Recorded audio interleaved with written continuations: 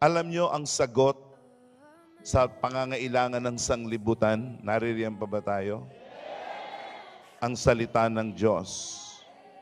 Sa aking mga minamahal na kapasturan, ang sagot sa pagpapalaki ng iglesia, mangaral ka ng mangaral, ng mangaral, ng mangaral, ng mangaral, ng mangaral, ng mangaral ng salita ng Diyos. Huwag mong sasamahan yan ng diskarte. Ano mang diskarte yan? Mangaral ka lang ng mangaral, ng mangaral ng salita ng Diyos. Yung tupa, makikinig. Hahanapin ka ng mga tupa. At naalala ko ang sabi ng ating mahal na apostol sa akin.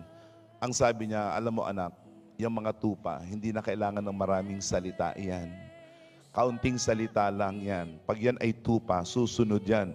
Huwag mong isipin yung mga kambing.